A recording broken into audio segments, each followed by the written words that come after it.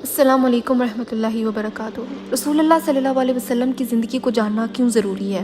ایک حدیث میں آتا ہے کہ مسلمان کا ایمان تب تک مکمل نہیں ہو سکتا جب تک اس کو رسول اللہ صلی اللہ علیہ وسلم سے، اپنے گھر والوں سے اور اپنے آپ سے بڑھ کے محبت نہ ہو جائے۔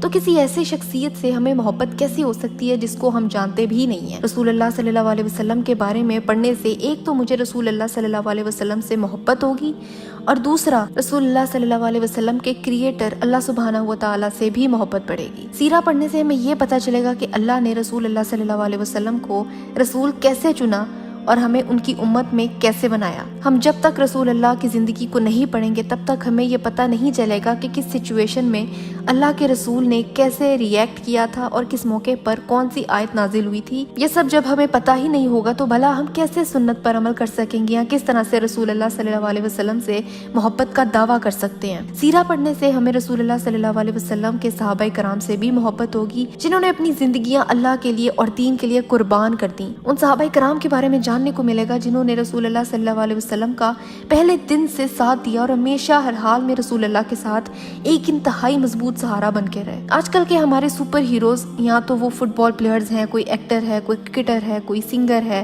پر سیرہ پڑھنے کے بعد یہ بات بالکل کلیئر ہو جاتی ہے کہ ایک مسلمان کا ہیرو، اس کا الفا صرف ایک ہی انسان ہو سکتا ہے، وہ انسان جسے اللہ نے خود چنا، محمد رسول اللہ صلی اللہ علیہ وسلم۔ ایک افسوسناک بات ہے کہ آج کل کے بچوں کو اور ایون نوجوانوں کو اگر یہ پوچھا جائے کہ ایک بالی ووڈ کا ہیرو، کہ ایک بالی ووڈ یا ہالی ووڈ کا ایکٹر جو ہے اس کی گرل فرینڈ کا نام کیا ہے، اس کے بچوں کے نام کیا ہیں، اس کی فلموں کے نام کیا ہے، فلموں کے گانوں کے نام کیا ہیں، وہ سب اس کو حفظ ہوگا، لیکن جب اسے پوچھا جائے کہ رسول اللہ صلی اللہ علیہ وسلم کے بچوں کے نام بتاؤ تو کسی کو پتہ نہیں ہوتا۔ ہماری کلمہ شہادت میں جس رسول کا نام موجود ہے ہمیں اسی بہترین ہستی کے بارے میں ذرہ بھی معلومات نہیں ہے۔ سیرہ پڑھنے سے ہمیں قرآن کی انڈرسٹینڈنگ بھی ڈیویلپ ہو جاتی ہے کہ کس موقع پر کون سی آیت نازل ہوئی تھی، کون سی سورت نازل ہوئی تھی، کون سا حصہ نازل ہوا تھا، اس آیت کا کانٹیکسٹ کیا تھا، یہ ہمیں سیرہ پڑھ کے بہتر طریقے سے سمجھ آتا ہے۔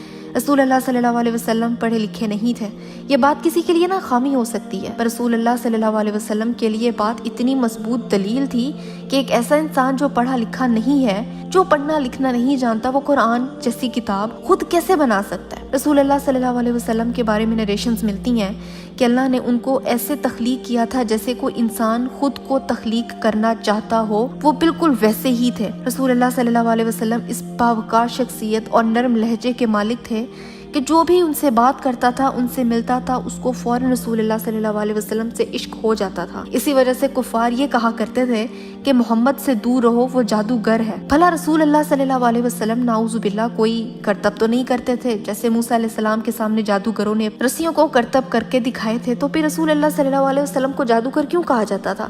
اسی وجہ سے کہ کفار کے نزدیک رسول اللہ کی شخصیت اور مہربان لہجہ ہی اتنا کافی ہوتا تھا کہ کوئی بھی ان سے عشق کر بیٹھے اور فوراً ان کی اسلام کی دعوت قبول کر لے۔ اسی لیے انہیں جادوگر کہا جاتا تھا کہ محمد کے پاس کوئی جادو ہے جس سے وہ لوگوں کو اپنا اسیر بنا لیتا ہے صلی اللہ علیہ وسلم۔ رسول اللہ صلی اللہ علیہ وسلم کی پیدائش کے وقت دنیا کے کیا حالات تھے؟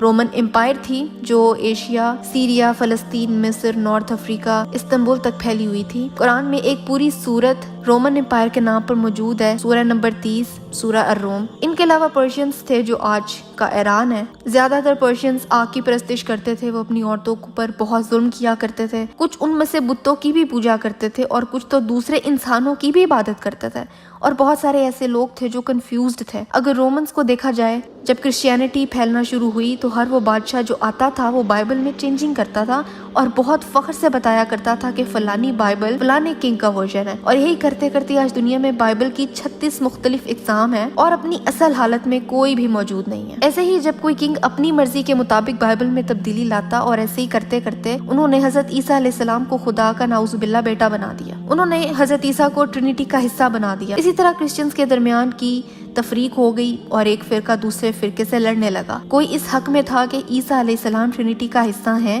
اور کوئی یہ کہنے لگا کہ ایسا کبھی نہیں ہو سکتا، اور کرسچنز نے اپنے دین میں بدعتیں جاری کر دی ہیں۔ کرسچینٹی میں وہ چیزیں شامل کر دی گئی ہیں جو ان کی اپنی ایجادات تھیں اور حضرت عیسیٰ علیہ السلام کی تعلیمات سے تو بالکل بھی نہیں تھیں۔ اور اسی طرح رومنز اور پرشینز میں بھی لڑائیاں ہوتی تھی جس کا ذکر قرآن میں بھی آیا ہے۔ پرشینز کو زیادہ طاقتور سمجھا جاتا تھا پر اصل میں دونوں ہی ایک دوسرے سے ڈرتے تھے۔ یہ جنگ کافی لمبے عرصے تک چلتی رہی، کبھی ایک جیتتا تھا اور کبھی دوسرا۔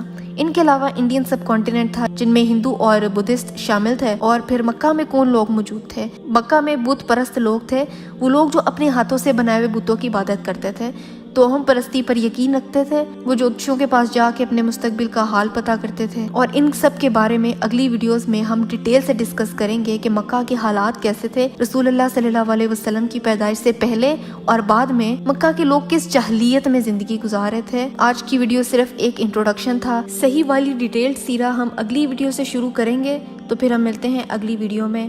السلام علیکم ورحمۃ اللہ۔